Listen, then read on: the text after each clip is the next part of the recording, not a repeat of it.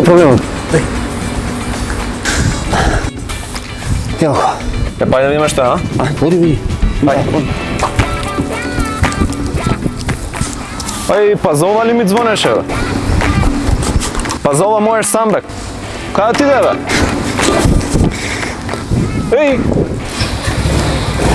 Застани, бе! До каде ти да? Застани, бе! Абе!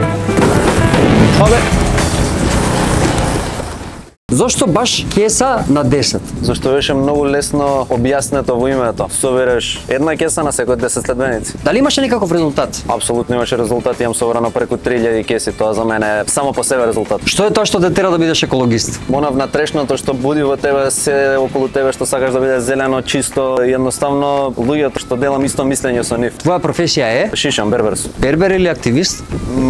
Бербер. Што мислиш, уште колку би продолжил да го правиш ова? Се додека има интерес би постирал, а се би го правил цел живот. Дали сме луѓе кои што не се грижат за околината? Апсолутно, тоа можеме да го видиме по исчистените локации после одредено време, само се трупаат со ѓубре и ѓубре. Доколку бивал магично стапче, што би сменил во Скопје? Би засадил многу дрва наеднаш и би го исчистил сето ѓубре. За колку време можеш да го исчистиш сето ѓубре? За 2 сата. За 2 сата. Дали после Скопје би мирисало на шампон? Апсолутно.